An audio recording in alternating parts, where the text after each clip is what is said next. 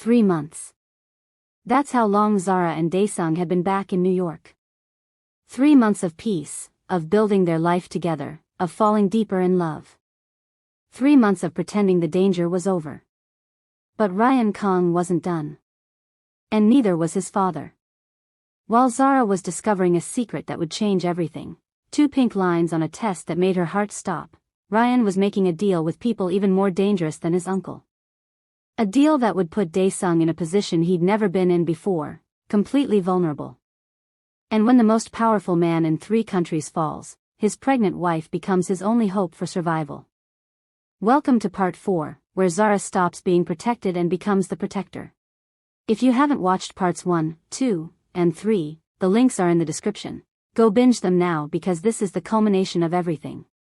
You guys absolutely blew up the comments on part 3, and I saw all your theories.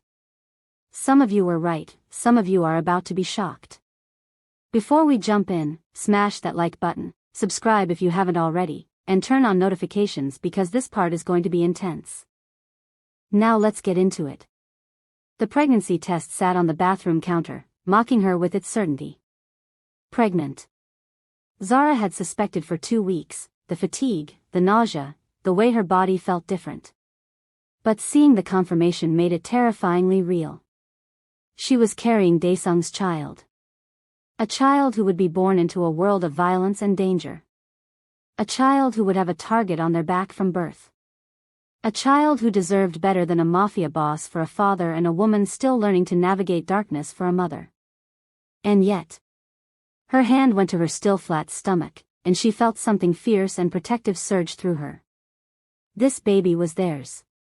Created from love that had started as revenge but became something real, something powerful, something worth protecting at any cost. Jagiya? Dae-sung's voice called from the bedroom.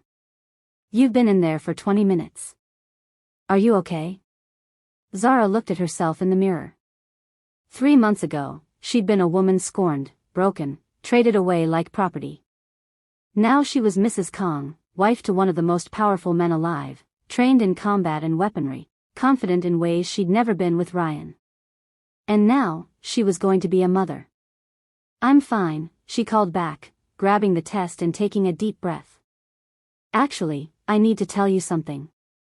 She opened the door to find Dae-sung sitting on the bed, looking unfairly handsome in casual clothes, his silver-streaked hair still damp from his morning shower. The tattoos on his neck and arms were visible, reminders of the dangerous man he was. The dangerous man she loved. What's wrong? He stood immediately, reading her expression. Are you sick? Do we need to call a doctor? I'm not sick. She held out the test. I'm pregnant. The silence stretched for 3 heartbeats. Then Dae-sung moved, crossing the room in 2 strides, taking the test from her hands and staring at it like it held the secrets of the universe. Pregnant, he repeated, his voice rough. We're going to have a baby. Yes. Zara watched his face carefully. I know this wasn't planned. I know your world is dangerous. I know this complicates everything. He kissed her. Desperately, deeply, his hands cupping her face like she was the most precious thing in existence. When he pulled back, his eyes were wet. I never thought I'd have this, he whispered. After Unio died, after 30 years alone. I never let myself imagine a family. Children. A future beyond survival. His hand moved to her stomach, gentle and reverent. And now you're giving me everything. You're not scared? I'm terrified, he admitted. I'm 51 years old. I've killed people. I run criminal organizations. I'm the worst possible choice for a father. His voice cracked. But I'm also more grateful than I've ever been. Because this baby is ours, Zara. And I will protect both of you with everything I have. She pulled him close, and they stood there in their bedroom, holding each other, marveling at the life they'd created. Neither of them knew that across the city, Ryan Kang was planning their destruction. Ryan sat in his father's office, nursing his 3rd whiskey of the afternoon. He humiliated us, Gregory said, pacing like a caged animal. My own brother put his hands on me. Threatened to destroy everything I've built. And for what? Some woman his nephew was smart enough to trade away. She wasn't just some woman, Ryan muttered. She was mine. For 3 years. And he stole her. He didn't steal her. You threw her away. Gregory's look was scathing. Your weakness created this situation. Your inability to see value beyond dollar signs. Ryan's hand clenched around his glass. So what do we do? He's too powerful to attack directly. He has connections we can't match. We don't attack him directly. We attack his weakness.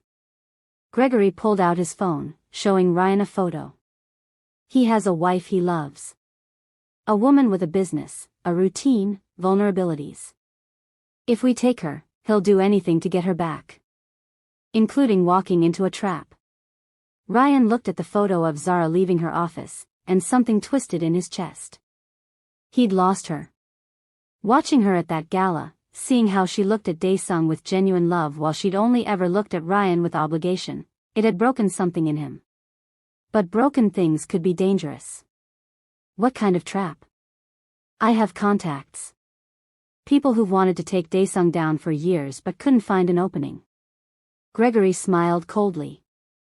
If we give them that opening, if we deliver Zara to them as bait, they'll handle the rest. And when Dae-sung is dead, we take everything he built. And Zara?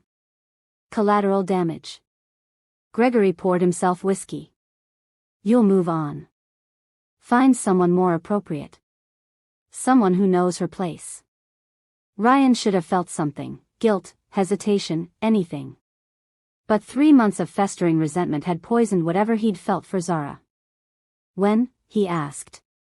Soon. She has a site visit scheduled next week. Brooklyn Development Project. We'll hit her there, take her somewhere Dae-sung can't find until we're ready. Gregory raised his glass. To family. And revenge. Ryan clinked glasses with his father, sealing Zara's fate. Or so they thought. The next week, Zara hadn't told anyone else about the pregnancy. She wanted to wait until she'd seen a doctor, confirmed everything was healthy, made it real before sharing with the world. But keeping the secret from Dae-sung was impossible. He'd become impossibly attentive, constantly checking on her, adjusting her schedule to reduce stress, researching prenatal vitamins and pregnancy nutrition with an intensity that was both adorable and overwhelming. You know I'm only like 6 weeks along, right? She said one morning, watching him arrange a breakfast that looked like it came from a nutrition textbook. I'm not made of glass. You're carrying my child. You're more precious than glass. He set down a plate of perfectly balanced protein, vegetables, and whole grains. And I'm going to take care of both of you. What if it's a girl? Zara asked suddenly. A daughter. In your world. Dae-sung sat down across from her, his expression serious. Then I'll teach her to be dangerous. To protect herself. To never let anyone make her feel weak. He took her hand. And I'll destroy anyone who tries to hurt her. Just like I'll destroy anyone who tries to hurt you. Very romantic. Threatening murder before breakfast. I'm a romantic at heart. He kissed her knuckles. Now eat. You have that site visit at 11. The Brooklyn Development Project was Zara's pride and joy, a mixed-use building that would include affordable housing, community spaces, and sustainable design elements. She'd been working on it for 6 months, and today was the final walkthrough before breaking ground. India met her at the site, hard hat already on. Ready to see our baby become real? Speaking of babies, Zara started, then stopped. She wanted to tell India, but something made her hesitate. Some instinct that said wait. Not yet. Speaking of babies, what? Nothing. Let's go see the site. The construction area was busy with contractors, engineers, and city inspectors. Zara spent 2 hours reviewing plans, discussing timeline, approving materials. Professional. Focused. Exactly what she loved about her work. She didn't notice the van parked across the street. Didn't see the men watching her every move. Didn't realize she was being hunted until it was too late. I need to grab some documents from my car, she told India. I'll be right back. Want me to come? No, keep the inspector happy. I'll be 2 minutes. Zara walked to her car parked half a block away, pulling out her keys. The street was quieter here, away from the construction noise. Later, she'd recognize that as a red flag. But in the moment, she was thinking about the baby, about Dae-sung, about how lucky she was to have found this life. She never saw them coming. One moment she was unlocking her car. The next, a cloth covered her mouth and nose, chemical smell overwhelming, arms grabbing her from behind. She tried to fight, Jin-woo had trained her for this, but the chloroform was fast. Her vision blurred. Her limbs went heavy. The last thing she saw before darkness claimed her was a familiar face. Ryan. Sorry, Zara, he said, and he actually looked sad. But you chose the wrong side. Then nothing. Dae-sung was in a meeting when Jin-woo burst in, face pale. Sir, we have a problem. Mrs. Kong isn't answering her phone. Her security detail lost visual contact 30 minutes ago. Her car is still at the Brooklyn site, but she's not in it. The room went cold. Find her, Dae-sung said, his voice deadly calm. Now. Use every resource we have. I want security footage, witnesses, everything. And find out who was working that site today. Already on it. Sir. Jin-woo hesitated. Her phone's last location pinged near the site, then went dark. That's professional. Whoever took her knew what they were doing. Dae-sung stood, and everyone in the room instinctively backed away from the rage radiating off him. If anyone has touched my wife, I will burn this city to the ground. Get me answers. Now. His phone rang. Unknown number. He answered. Where is she? Uncle. Ryan's voice, trying for confident but landing on nervous. We need to talk. Where is my wife? Safe. For now. And she'll stay that way, if you do exactly what I say. Dae-sung's hand clenched around the phone so hard the screen cracked. Ryan, I'm going to give you one chance to end this. Tell me where Zara is, and I'll make your death quick. Refuse, and I'll make you beg for it. You're not in a position to make threats. We have Zara. And if you want to see her alive again, you'll meet me. Alone. No security, no weapons, no backup. Tonight at midnight. I'll send you the location. If you hurt her. You'll what? You're 51 years old, uncle. Past your prime. And we both know it. Ryan's voice hardened. Midnight. Come alone, or she dies. And uncle? She's been asking for you. Crying for you, actually. It's pathetic. Just like you thinking you could keep her safe. The line went dead. Jin-woo was already moving. It's a trap. He wants you vulnerable so he can. I know it's a trap. Dae-sung's voice was ice. I don't care. Find me that location the second he sends it. Prepare the team for extraction. And Jin-woo? Get me everything we have on Ryan and Gregory's movements over the past month. They didn't plan this alone. What are you going to do? Exactly what they expect. Walk into their trap. Dae-sung's smile was terrifying. They think taking Zara makes me weak. They're about to learn it makes me unstoppable. Okay, I need everyone to breathe because this is getting intense. Ryan really kidnapped Zara? And she's pregnant? Drop a comment if you want to see Zara go full assassin mode when she wakes up, and please hit that like button because this took me hours to write. We're getting to the best part, I promise. Keep watching. Zara woke to darkness and the smell of mildew. Her head throbbed. Her mouth tasted like chemicals. And her hands were zip-tied behind her back. Memories flooded back. The grab. The chloroform. Ryan's apologetic face. Rage cut through the fear. They'd taken her. Put their hands on her. Threatened her baby, because that's what this was really about. Her child. Dae-sung's child. She tested the zip ties.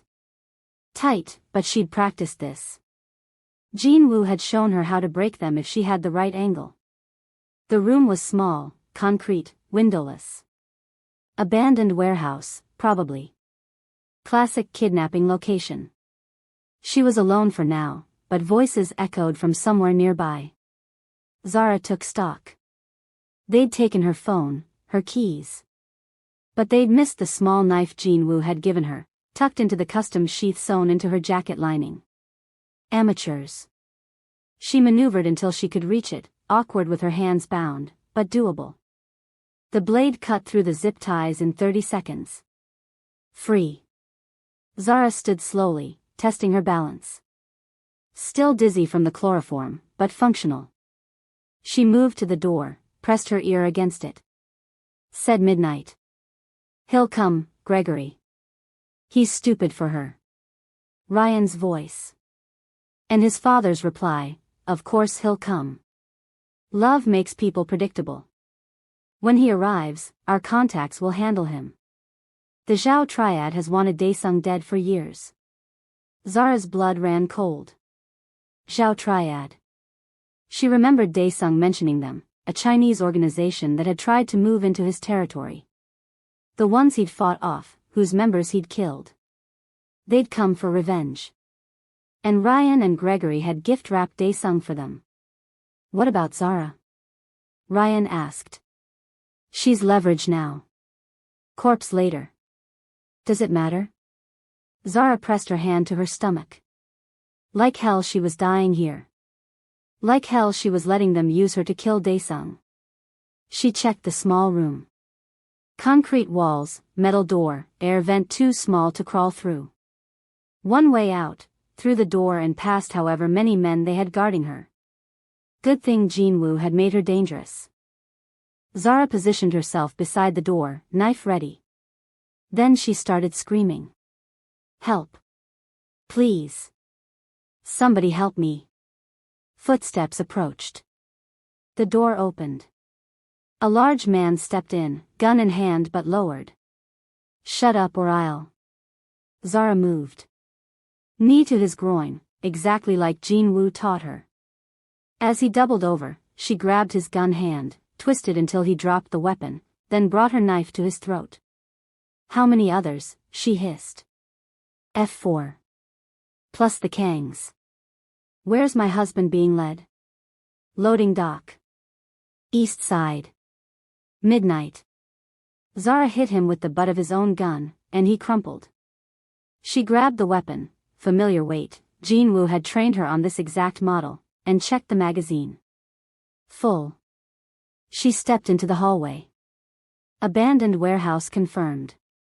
Voices echoed from deeper inside. Zara moved like Jin-woo had taught her. Quick, quiet, aware of her surroundings.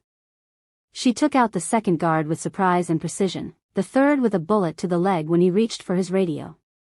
By the time she reached the main warehouse floor, she had 2 guns and the cold certainty that she would kill anyone who stood between her and her husband. Ryan and Gregory stood near the loading dock with 2 Asian men in expensive suits. Zhao triad, definitely. They were checking weapons, preparing for Dae-sung's arrival. Zara checked her phone. They'd tossed it on a nearby table, turned off but not destroyed. She powered it on, sent a quick text to Jin-woo with her location, then turned it off again. 11:47 p.m. 13 minutes until Dae-sung walked into an ambush. She had to warn him. Or better yet, turn the ambush around.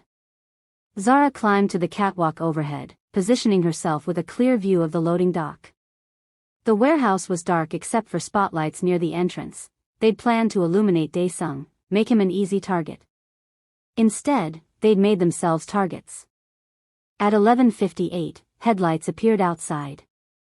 A single black car. No security vehicles. No backup. He'd actually come alone. The car stopped, and Dae-sung stepped out. Even from here, Zara could see the tension in his shoulders, the rage barely contained beneath his calm exterior.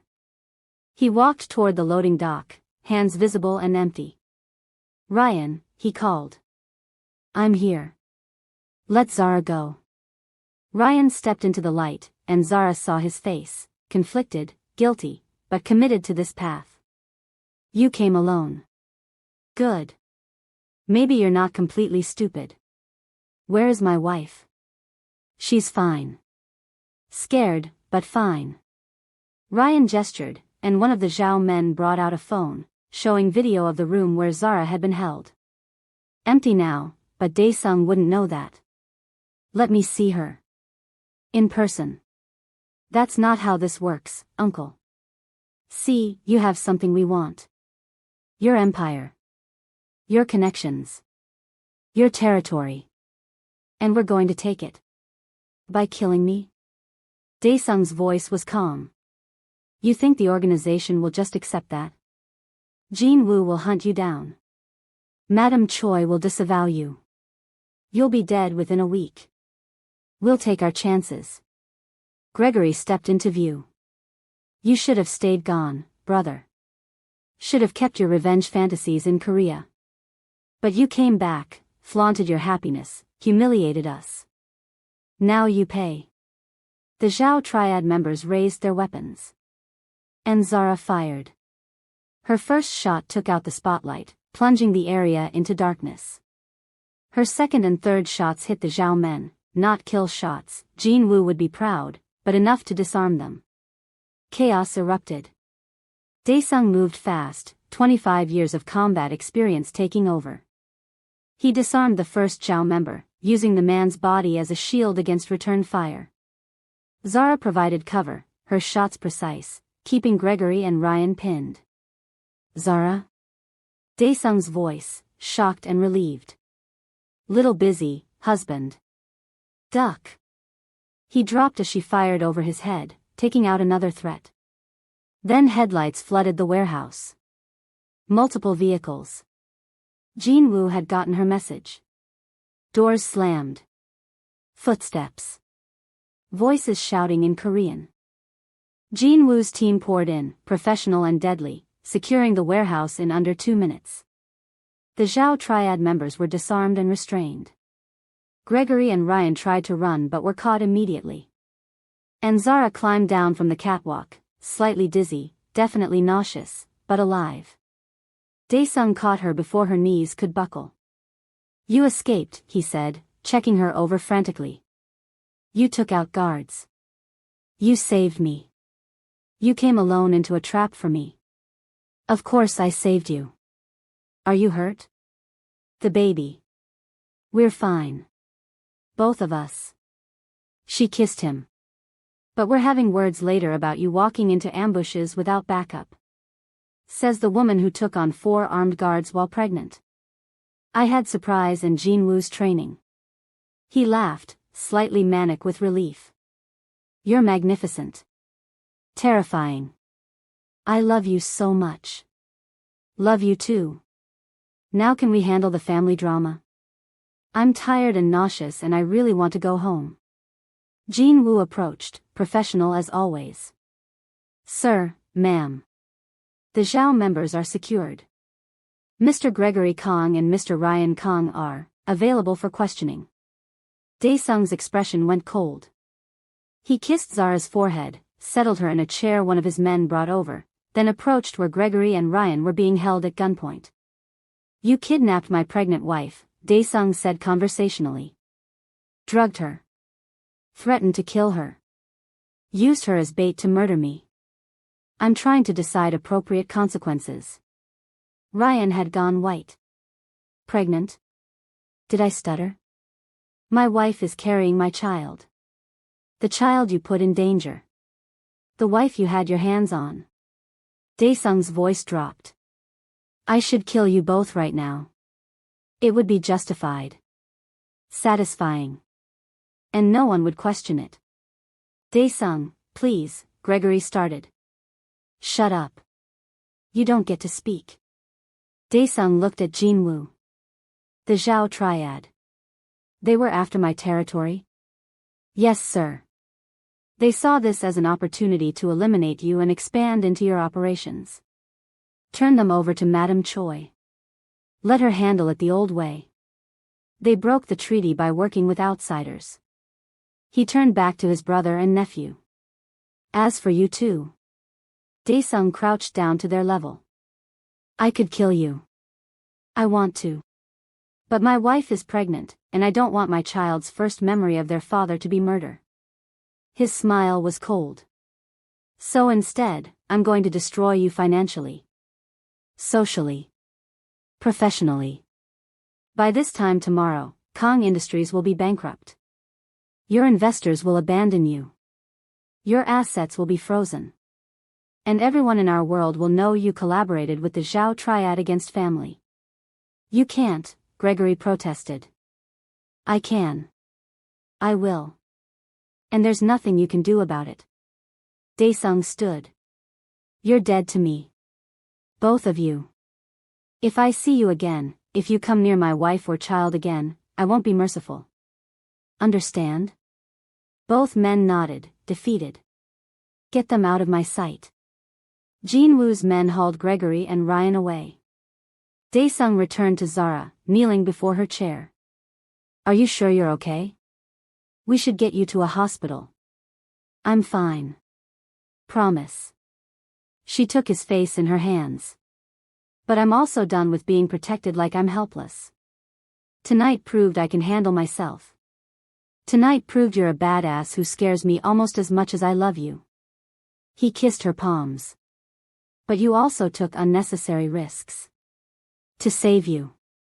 Like you would for me. That's different. Why? Because you're the man? The mafia boss? Zara raised an eyebrow.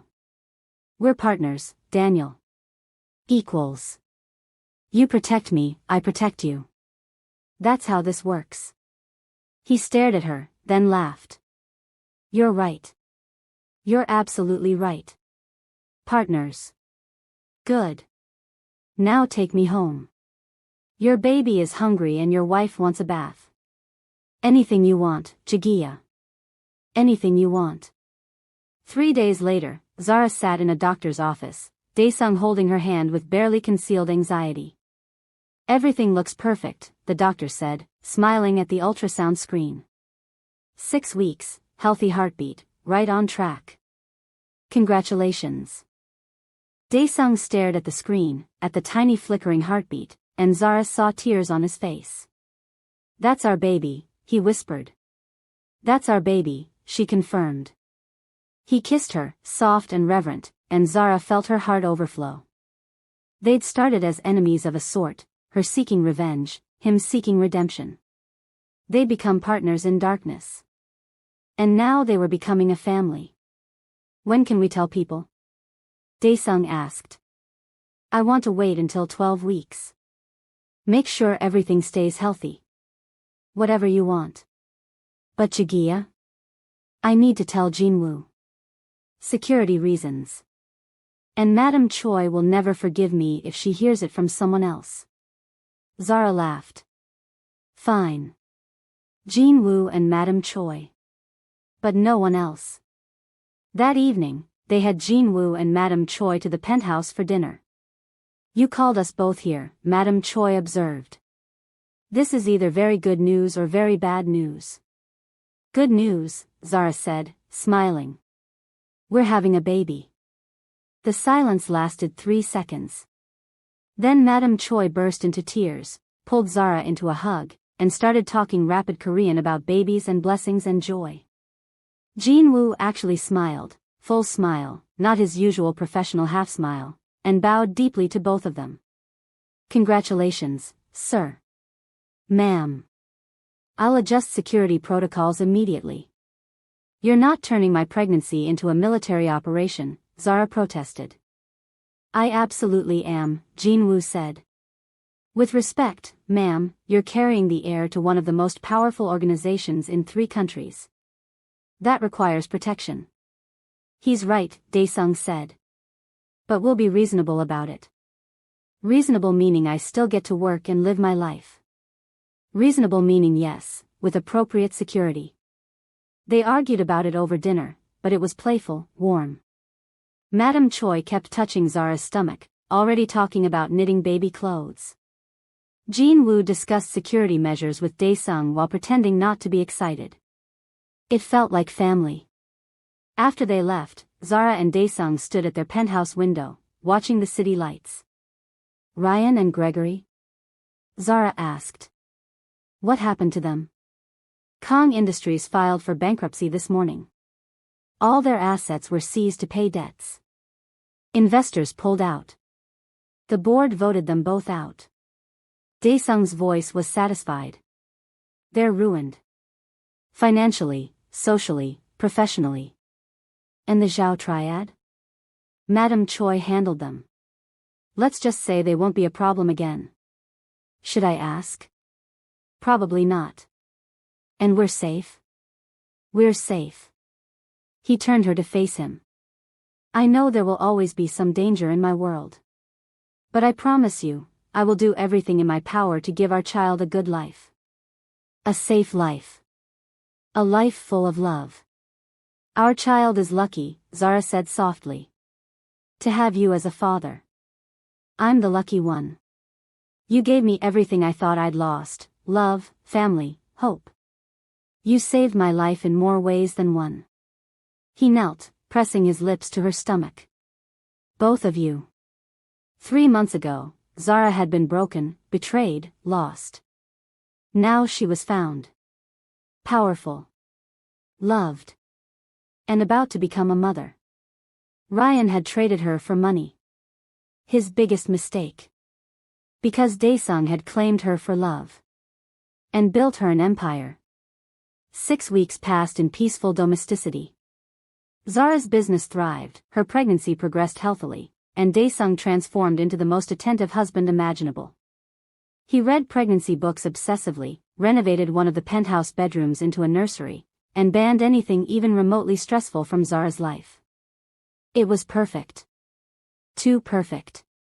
You've been quiet lately, Zara observed one afternoon when India came by the office. They were reviewing final plans for the Brooklyn development, now fully funded and breaking ground next month. India looked up from her laptop, and something flickered across her face. Have I? Just focused, I guess. We've been friends for 8 years. I know when something's wrong. It's nothing. Really. India smiled, but it didn't reach her eyes. Just, adjusting to all the changes. What changes? You know. You're married now. Pregnant. Building this whole new life with Dae-sung. India's voice was carefully neutral. You're different. Different how? I don't know. Softer? Happier? India closed her laptop. Look, forget I said anything. I'm being stupid. Hormonal or something. But Zara couldn't shake the feeling that something was off. That evening, she mentioned it to Dae-sung while they prepared dinner together, a ritual they'd maintained despite his increasingly protective tendencies. India seemed strange today. Distant. Dae-sung chopped vegetables with practiced precision. Strange how? I can't explain it. Just, off. She made a comment about me being different since we got married. Like it was a bad thing. You are different. You're confident, powerful, loved. Maybe she's jealous. India? No. She's my best friend. She's been celebrating every win with me. People change when their friends' lives improve beyond their own. He scraped vegetables into the pan. Not saying that's definitely what's happening. Just, be aware. Zara wanted to dismiss it. But over the next few weeks, India's behavior became harder to ignore. She started asking invasive questions about Dae-sung. About his businesses. About his other activities. About whether Zara ever felt scared or trapped. Why would I feel trapped? Zara asked during one particularly pointed conversation. Because he's controlling. I've noticed how he dictates your schedule, your security, your diet. That's not partnership, Zara. That's ownership. He's protective because I'm pregnant with his child. That's not the same as controlling. Isn't it? India leaned forward. Be honest. Do you ever miss your old life? Before him? When you were independent, making your own choices, not living under the shadow of a criminal? Zara stood. I think we're done for today. I'm trying to help you. No, you're trying to poison my marriage. I don't know why, but I need you to stop. India's expression hardened. Fine. But when you realize what you've gotten yourself into, don't say I didn't warn you. After she left, Zara sat at her desk, shaking. That evening, she told Dae-sung everything. I want her investigated, he said immediately. Something's not right. She's my friend. Friends don't try to undermine your marriage. Friends don't plant seeds of doubt about your husband. His jaw was tight. Let Jin-woo look into her background. Just to be safe. Reluctantly, Zara agreed. 3 days later, Jin-woo presented his findings. India Wellington, he said, pulling up a file. Age 32. Your business partner for 5 years. Excellent architect, clean record, no criminal connections. He paused. But 3 months ago, she started making unusual inquiries. About Mr. Kang's businesses. His associates. His properties in Korea. Zara's stomach dropped. What kind of inquiries? The kind someone makes when they're gathering information for a third party. She's been meeting with someone. A private investigator named Joshua Webb.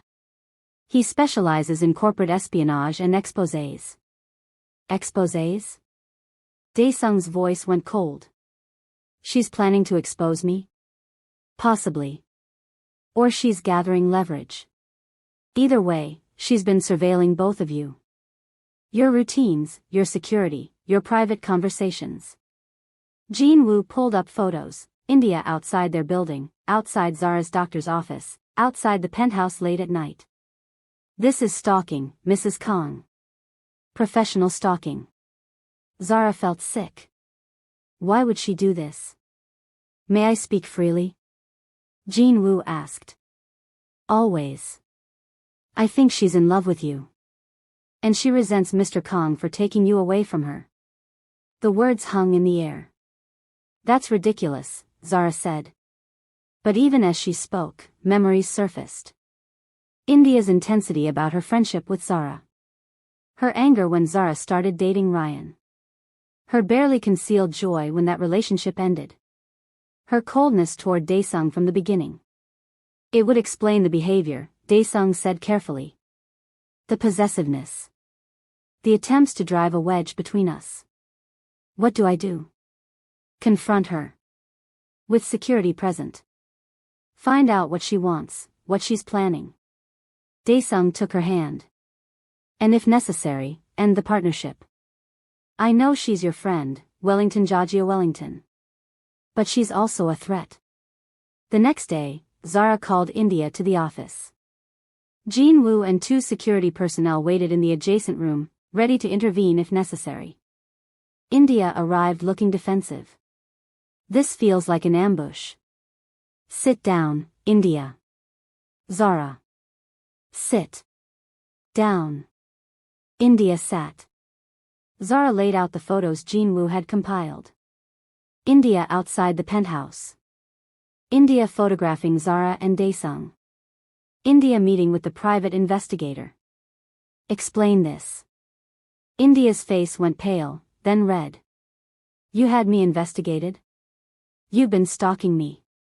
So yes. I had you investigated. Now explain. For a long moment, India said nothing. Then, I was trying to protect you. By hiring a private investigator to dig into my husband's past. By following me? By photographing us? You don't understand what you've gotten into. India's voice rose. Dae-sung is dangerous. Criminal. He's killed people, Zara. He runs illegal operations across 3 countries. And you're just, okay with that? That's my choice to make. Not yours. But you're my friend. My best friend. And I'm watching you throw your life away on some gangster who's going to get you killed. Is this really about concern? Or is this about something else? India went very still. What are you implying? Jin Woo thinks you're in love with me. That you resent Dae-sung for taking me away from you. That's insane. Is it? Because looking back at our friendship, at your reactions to my relationships, at your obsession with my marriage, it makes sense. India stood abruptly. I'm not in love with you. I'm trying to save you from making the biggest mistake of your life. By stalking me? By trying to destroy my marriage? By gathering information to, what? Blackmail my husband? Expose him? Ruin us? I was documenting evidence of his criminal activities to show you who he really is. I know who he is. Zara stood too, hand instinctively going to her pregnant belly. I know everything about him. The good and the bad. And I chose him anyway. Just like he chose me. You're pregnant with his child. You feel trapped. I feel loved. Protected. Cherished. Things I never felt with Ryan. Things I've never felt with anyone else. Zara took a breath. I'm sorry you can't accept that. But this partnership is over. I'm buying out your share of the firm. You'll be compensated fairly, but I need you gone. India's eyes filled with tears. You're choosing him over me? Over 8 years of friendship? You chose to betray my trust. To invade my privacy. To try to destroy my happiness. Zara's voice softened. If you'd come to me honestly with concerns, we could have talked. But you went behind my back. Hired investigators. Stalked us. That's not friendship, India. That's obsession. I love you, India whispered. I've loved you for years. And watching you with him, knowing he gets you when I've been by your side all along, it's killing me. I'm sorry you're hurting. But I'm not responsible for your feelings. And I can't have someone in my life who can't respect my choices. India wiped her eyes. What if I promise to back off? Stop the investigation? Accept your marriage? I don't trust you anymore. That's the problem. Zara pulled out documents her lawyer had prepared. These are buyout terms. They're generous. Sign them, and we can part ways professionally. And if I don't? Then my husband's lawyers will tie you up in litigation for years. Your choice. India looked at the papers, at Zara, at the photos documenting her obsession. Then she signed. For what it's worth, she said quietly, I really was trying to protect you. Maybe my motives weren't pure. But I do care about you. I know. But caring about someone doesn't give you the right to control their life. India left without another word. After she was gone, Desang emerged from the adjacent room where he'd been listening. Are you okay? No. But I will be. Zara leaned into him. She was my friend. And she betrayed me. I'm sorry, Wellington Jagia Wellington. I know that hurts. The worst part? A tiny part of me wonders if she was right. If I am making a mistake. Dae-sung pulled back to look at her. Do you feel trapped? Controlled? No. But I've changed so much. My whole life is different. Different bad or different good? Zara thought about it. Her business was more successful than ever. She was financially independent despite Dae-sung's wealth. She'd learned to protect herself. She was about to become a mother. And she was loved, completely, desperately, unconditionally loved. Different good, she said. Really good. Then India was wrong. And you made the right choice. He kissed her forehead. Now let's go home. You need rest, and our baby needs dinner. The months that followed were calmer. Zara's pregnancy progressed beautifully. At 20 weeks, they learned they were having a girl. Dae-sung cried when the doctor revealed the gender. Actual tears streaming down his face as he stared at the ultrasound image of his daughter. A girl, he kept repeating. We're having a daughter. You wanted a girl? I wanted healthy. But yes. A daughter. A little girl I can spoil and protect and teach to be strong like her mother. They named her Unio Grace Kong. Unio for Dae-sung's first wife, Grace for Zara's mother. A bridge between their pasts and their future. The nursery was finished by week 30, traditional Korean elements mixed with modern design, every detail perfect. Madame Choi knitted blankets and sweaters. Jean Woo's team installed state-of-the-art security. Dae-sung read parenting books like they held the secrets to the universe. And Zara worked right up until week 38, finishing the Brooklyn project launch and ensuring her firm could run smoothly during her maternity leave. Labor started on a Tuesday evening. Zara was reviewing contracts when her water broke. She looked down at the puddle on their penthouse floor and said, very calmly, Daniel, it's time. Dae-sung, who'd been preparing dinner, dropped the knife he was holding. Time? Time for what? The baby. She's coming. For 3 seconds, the most dangerous man in 3 countries stood frozen, looking terrified. Then training kicked in. He grabbed the hospital bag they'd packed weeks ago, helped Zara into a jacket, called Jean Woo to prepare the car, and guided her to the elevator with shaking hands. Breathe, Zara said as another contraction hit. You breathe. I'm fine. Daniel, you're hyperventilating. I'm not, okay, maybe a little. The drive to the hospital was surreal. Dae-sung held her hand too tight, murmured reassurances that sounded like he was reassuring himself, and looked absolutely terrified in a way Zara had never seen. I've seen you face armed enemies without blinking, she observed between contractions. But labor scares you? Armed enemies I can fight. This? He gestured helplessly. I can't protect you from this. Can't make it easier. Can't do anything but watch you in pain. You can hold my hand. Tell me I'm doing great. And be there when our daughter arrives. I can do that. I will do that. He kissed her knuckles. You're the strongest person I know, Wellington Jajia Wellington. You're going to be amazing. Labor was long. Painful. Exhausting. But Dae-sung never left her side. Held her hand through every contraction. Wiped her forehead with cool cloths. Breathed with her. Encouraged her. And when she screamed that she couldn't do this anymore, he looked her in the eyes and said, yes, you can. You escaped kidnappers. You saved my life. You built an empire. You can do anything. Including this. At 3:47 a.m., Unio Grace Kong entered the world screaming. Dae-sung cut the cord with hands that shook. Then he watched the nurses clean his daughter, check her vitals, swaddle her in soft blankets. When they placed her in his arms for the first time, he looked at Zara with such overwhelming love and gratitude that she started crying. She's perfect, he whispered. Look at her. She's absolutely perfect. She has your eyes, Zara said. She has your strength. I can already tell. Unio had a head of dark hair, warm brown skin, and lungs that worked exceptionally well. She was beautiful. Healthy. Theirs. Over the next few days, the hospital room became a revolving door of visitors.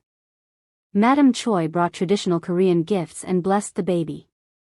Jean Woo presented a custom-made security blanket with tracking capabilities, which Zara firmly vetoed. Dae-sung's business associates sent elaborate gifts. And through it all, Dae-sung barely left Zara and Unio's side. He learned to change diapers, to swaddle, to soothe. He took night feedings without complaint. He stared at his daughter like she'd hung the moon. "You're a natural," Zara observed one night, watching him rock Unio back to sleep. "I'm terrified I'm going to break her." "You won't. You're already an amazing father."